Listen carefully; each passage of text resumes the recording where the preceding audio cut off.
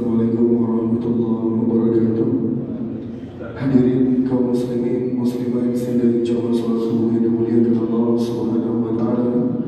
Alhamdulillah, baru saja kita melaksanakan salat subuh secara berjamaah yang diimami oleh kita bersama Tunku Ali Abdul Rahman Al-Hafiz. Kemudian mari sama-sama kita mengikuti kajian subuh yang insyaallah akan disampaikan oleh Yang Mulia kita bersama Dr. Tengku Haji Misran Fuadi SAG MAP. Untuk memohon kepada guru kami persilahkan dengan segala hormat. Atas perhatian para jamaah kami ucapkan terima kasih. Wabillahi taufiq wal hidayah. Assalamualaikum warahmatullahi wabarakatuh. Waalaikumsalam warahmatullahi wabarakatuh. Alhamdulillahirabbil alamin. Wabihi nasta'inu ala umuri dunya waddin. Asyhadu an la ilaha illallah wahdah al-malikul haqqul mubin. Rasuluh sadiqul wa'dil amin. Allah muslimin muslimat jamaah salat subuh Masjid Jami yang mulia, senantiasa kita memuji Allah Azza wa Jalla kembali mempertemukan kita dengan hari yang mulia, Sayyidul Ayyam, penghulu hari, yaitu hari Jumat, sebagai rutinitas hari raya bagi kita umat Islam secara umum, secara universal, secara menyeluruh dan dirasakan semua orang. Kemudian kita sampaikan selawat beriring salam kepada Rasulullah sallallahu alaihi wasallam yang senantiasa membawa salah satu daripada syariat beliau, yaitu menjadikan hari Jumat dalam prosesi kewajiban al-khutbataini dan kewajiban raka'ataini daripada salat Jumat. Tunggu-tunggu guru-guru kami, jamaah sekalian yang mulia, subuh ini sejenak kita wa ta'ala Al-Quran surah Ali Imran ayat 18. Qala Allah subhanahu wa ta'ala, syahidallahu annahu la ilaha illa huwa wal malaikatu wa ulul ilmi qa'iman bil qist. Ayat ini sering juga kita ucapkan pada zikir-zikir atau wirid-wirid, terutama wirid setelah subuh. Ya, kalau tidak ada ceramah kita zikir, itu kita ucapkan salah satu yang disebutkan di dalam hadis Nabi, dan itu maksud, artinya itu populer di kalangan para sahabat membacakan yang kita sebutkan. Syahidallahu annahu la ilaha illa huwa wal malaikatu wa ulul ilmi qa'iman bil qist. Kita perhatikan makna dari ayat ini. Allah menyaksikan.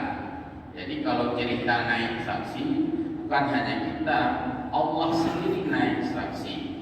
Apa yang dinaik saksikan oleh Allah? Annahu, bahwa yang disaksikan oleh Allah itu sendiri, la ilaha illahu, tiada Tuhan selain dirinya. Jadi yang memproklamirkan, yang mendeklarasikan bahwa tiada Tuhan selain Allah, ya Allah, di dalam ayat Al-Qur'annya.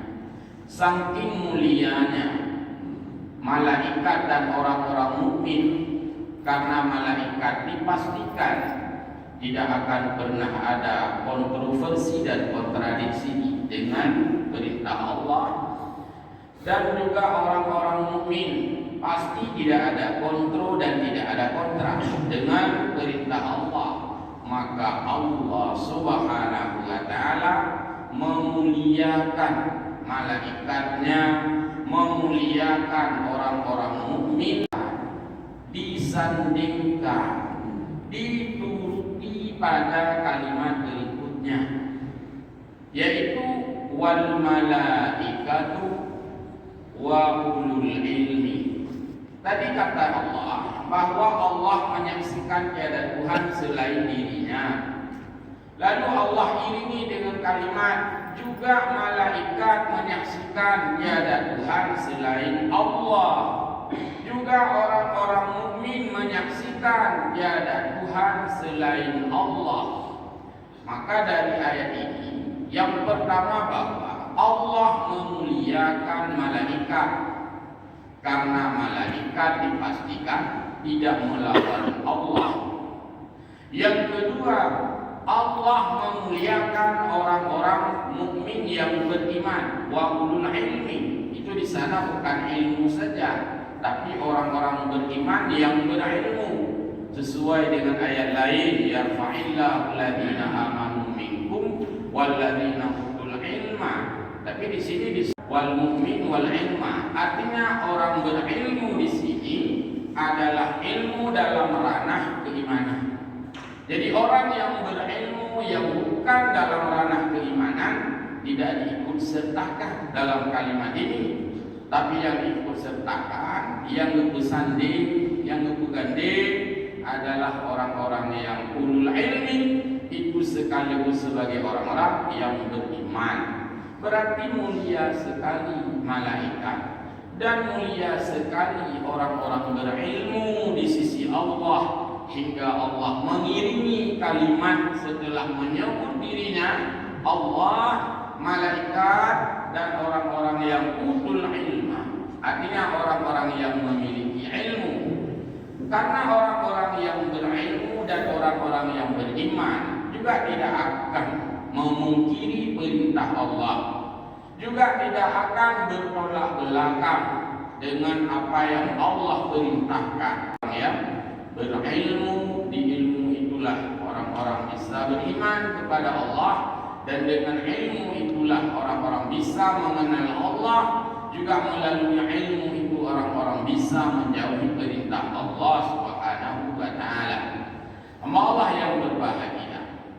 Ilmu yang dimaksudkan di sini adalah sebagaimana kata Imam Al-Ghazali termasuk dalam menjelaskan ayat ini, dibuka referensi kitab Ihya Ulumuddin, beliau menjelaskan kenapa Allah menyebutkan setelah dirinya malaikat lalu menyebutkan wa ulul ilmi qaiman bil qist. Karena orang-orang yang beriman itu senantiasa mengikuti pola perintah Allah Subhanahu wa taala fi kulli ahwal, dalam segala segmen, dalam segala aspek, dalam segala hal, dan di dalam segala bidang. Ilmu dan beriman itu akan melakukan penyimpangan ilmu dalam segala hal fi kulli ahwal. Jika dia berilmu politik misalnya, dia akan berpolitik dengan ilmu dan iman. Jika sebagai ekonom, dia akan belajar ilmu ekonomi secara beriman. Dia jika sebagai pemerintah, dia akan memiliki manajemen pemerintah sekaligus sebagai orang yang beriman. Maka segala bidang yang dia tekuni itu semuanya dalam ranah meningkatkan iman kepada Allah, sehingga dirangkailah ilmu dan iman pada ayat yang lain yang sering kita bacakan, yarfa'illahu alladziina aamanu minkum walladziina utul ilma darajat. Allah yang masalah sungguh yang berbahagia. Ilmu proses sebuah sistem yang dilakukan melalui ta'allum. Maka ada di dalam kaidah agama al-ilmu bit-ta'allum, ilmu melalui proses. Proses di sini adalah proses ta'allum, proses belajar dan mengajar. Maka orang belajar dan orang mengajar yang tentu akan menghasilkan ilmu, orang tersebut sangat dimuliakan oleh Allah Subhanahu wa taala, dimuliakan oleh para malaikat, dimuliakan oleh para makhluk-makhluk Allah yang lain. Jika kita sering membacakan hadis Nabi bahwa orang-orang yang belajar ilmu pengetahuan hingga dia akan diminta ampun kepada Allah, termasuk oleh ikan yang ada di laut. Ikan-ikan yang ada di laut memang disebutkan khusus di dalam hadis Nabi, memohon ampunan kepada orang-orang yang bergelut dan orang-orang yang berkecimpung di dalam dunia ilmu maka wajar Allah Subhanahu wa taala menggandengkan nama orang-orang berilmu, orang-orang beriman di dalam menyaksikan keesaannya. Qa'iman bil qist, Allah yang menegakkan keadilan. Jadi keadilan hanya bisa ditegakkan oleh Allah. Lalu keadilan ditegakkan oleh malaikat atas pengakuan Allah. Dan keadilan ditegakkan oleh orang-orang yang beriman atas bimbingan Allah. Maka pada ujung kalimat Allah sebutkan dengan kalimat qa'iman bil qist.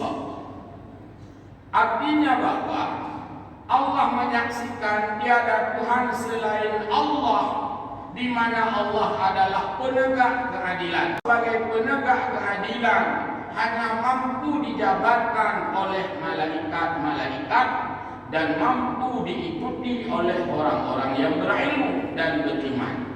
Karena kalau bukan malaikat, makhluk-makhluknya yang lain itu adalah makhluk yang tidak berakal. Kenapa malaikat dan manusia dan orang mukmin ini keterwakilan? Malaikat dipilih oleh Allah sebagai makhluk halus. Maka malaikat makhluk halus, artinya makhluk abstraktif, tidak terlihat. Di mana-mana ada malaikat. Di majelis-majelis ada malaikat. Di dalam khutbah Jumat ada malaikat. Kita sampaikan dalam tafsir kemarin. Jadi malaikat senantiasa mengiringi dan menemani di mana saja orang-orang yang Allah berzikir kepada Allah. Walau makna berzikir itu sangat luas. Semua hal yang namanya membicarakan keagungan Allah, membicarakan perintah Allah, membicarakan larangan Allah, di sana senantiasa kita ditemani, diiringi, dibersamai oleh malaikat yang senantiasa juga menegakkan keadilan. Kenapa malaikat mampu menegakkan keadilan? Yang pertama, Allah beri kewenangan kepada malaikat untuk mencatat amalan-amalan manusia. Fa inna alaikum lahafidin, dan semua kamu itu dibarengi, ditemani, dijaga oleh malaikat pemelihara. Apa yang dimaksud pemelihara dijawab dalam ayat berikutnya, kiraman katibin, malaikat yang ditugaskan Allah mencatat apapun yang kita lakukan, menginventarisir sekecil apapun amalan yang kita kerjakan, semuanya terentry di dalam daftar inventaris yang telah disiapkan oleh malaikat. Hamba Allah yang berbahagia, tidak ada yang terlewatkan. Sehingga orang-orang belajar dari sistem visualisasi dan kecanggihan-kecanggihan teknologi. Kadang-kadang kita tidak menyadari, tapi sudah tercatat. Kadang-kadang kita tidak melihat, tapi dia telah melihat kita. Hari ini kita masuk di dalam tempat-tempat yang steril, kita tidak menyaksikan, tapi orang menyaksikan kita. Ketemu motor di tempat parkir, anak ada bahwa motor dan BL, kamu catat, SNK, kamu catat, semua sudah didatai. Karena itu anak saja SNK. Dan ketemu tempat parkir SNK, anak tajuk. Pemilik kendaraan anak tajuk, nomor kendaraan anak tajuk, nomor mesin kendaraan anak tajuk, nama jenis kendaraan anak tajuk. Yang naiknya pertama tempatnya motor harga pertama. Kemudian perusahaan parkir, tapi ketika mobil kita masuk di sana sudah ada alat yang langsung terekam dengan BL atau plat. Muka sengkang, muka motor, muka motor, muka dan motor, muka cun, muka merek, muka jenis, semua tercatat. Padahal motor kita lewat, yang lewat motor tanya, tapi kita keluar dari sana. Orang sudah tahu mobil ini tahun berapa dia beli. Ini belum dipegang malaikat ini. Baru menentukan sistem parkir yang dibuat hari ini. Badung cium trip detinan. Semua kan orang tahu. Parkir mobil di mall. Orang tahu berapa lama.